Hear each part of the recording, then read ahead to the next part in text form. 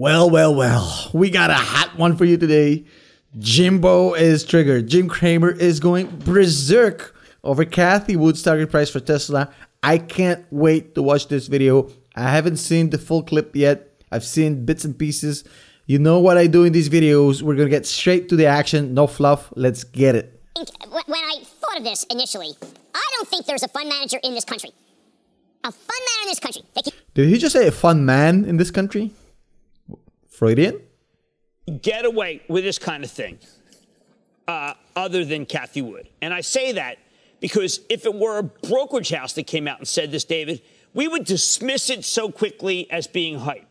But Cathie Wood actually is so good that you start thinking, okay, well, what is Elon Musk going to do? I mean, maybe he's got a lot in mind that she's thought about. I always know that Elon Musk wants to reinvent the entire grid. Right. The entire grid, which, remember, was put together in piecemeal. So we got Jim Fisher here playing as the main character. We get the little sidekick huffing and puffing. Like, we can hear him laughing off camera and just basically being a good sidekick. But the heart of the matter is that they're both so wrong, it's not even funny. And as my good friend Steven from Solving the Money Problem actually pointed out in his video, what are you on, Jim? What the hell are you talking about? Playoffs? We gotta win a game first. I'm just kidding. I mean, Cathie Wood and her team specifically pointed out, both in their report and in every summary they put out, that their model excludes any sort of energy business whatsoever. Their target price is based strictly 100% solely on automotive. You would have known that had you read the report and not just the headline. So there's two options here, Jim, for you. One is that you didn't read the actual executive summary of the report. One, that you read it and you still chose to say it because it sounds good. I honestly don't know which option is worse for you, but let's move on. So, I know that there'll be people who say, Jim, you shouldn't have used the term get away with. But I do feel, David, that she has the cachet to say it and not be dismissed. When I heard it this week, and I spent a lot of time trying to figure out how she got to that price target. Jim, I gotta ask you a question, buddy. How the hell did you manage to spend so much time trying to figure out how she got to that price target? The freaking model is on the internet, motherfucker. It's on GitHub. You click a link and you see all the underlying numbers. You can play around with it. You can see exactly how she got to that. Which begs the question, again, you either didn't click the link or you clicked it and you're ignoring it on purpose because this sounds better on the news. Again, don't know which option is worse, but you literally had to click a link and you can see exactly how she got to those. Come on, Jim, what are you freaking out about? This is literally pretty much the consensus target price we have for next year from most analysts. Given the 30% annual growth rate to 2025, that is nothing unusual. If anything, that's kind of standard. Now, in my videos and thumbnails, I might use words like, I don't know, bombshell, but I do it for clickbait. I don't do it because I actually believe in it. If you actually watch my videos, I said that this is a conservative target price, and I still think it is. Let's keep watching. Okay, and?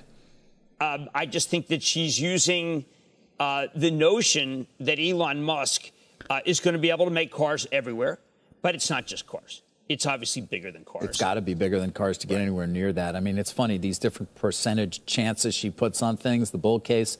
Listen here, you Dumbledores.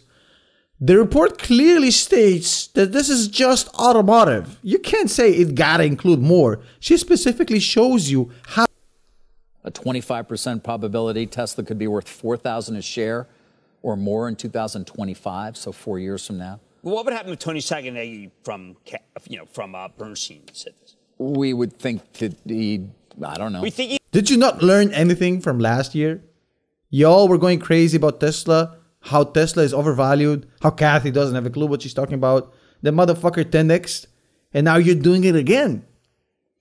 It's like almost the definition of insanity here. I'm seeing it play out in front of my eyes. These guys are doing the same thing, expecting a different result. I mean, that's literally the definition of insanity. What the hell is going on? I like Tony. Bringing on hallucinations. And there are different firms, the Jonas Brothers over at Morgan Stanley. Yeah. I mean, there's the Jonas Brothers. One who probably thinks that I gave a hard time to some analysts recently. Yeah, it was even 7 or 8 times revenues. But you're right. This is the most successful fund manager of recent times. So how captured the imagination of many investors. and the performance numbers are there. I have so no you have knock to on listen. wood. Do you have a knock on wood? Do I have a what? A knock on wood. Yeah, sure. I just realized that Jim Cramer is literally Mickey from Snatch. If you're old enough to remember Mickey, the character that Brad Pitt played in Snatch from way back when, comment below. I mean, you're pretty much talking about the most innovative, disruptive company you can invest in. I mean, why not? Well, they're not going to. They're not sitting here. Are they even going to, even with what we have seen of late, is the decline in many of these high multiple names They don't know why. because of the move up in part? And That sounds like a treatment I don't want to have. If you know what it is, comment below.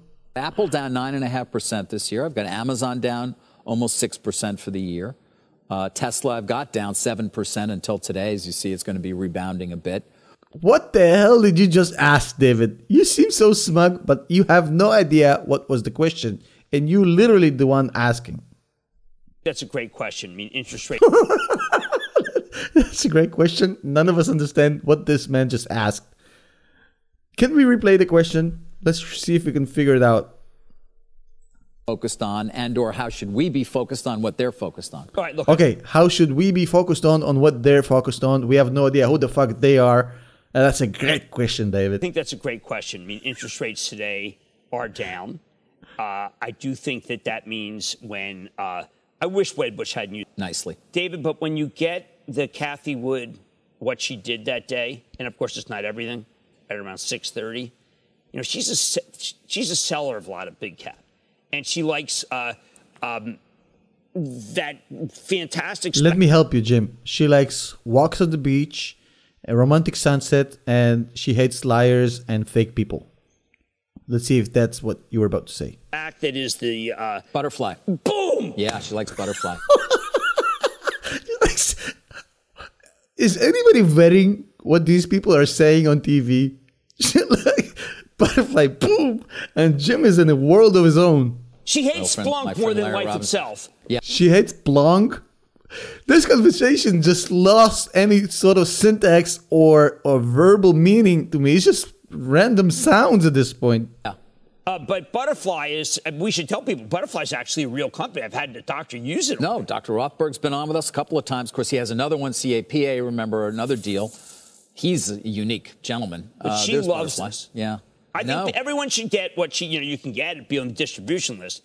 And you can see she likes disruptive Technologies that are not involved and kind of don't have nothing to do with the linkage of bonds. She doesn't care at all about that linkage. But why did she pick 3,000 instead of 2,500?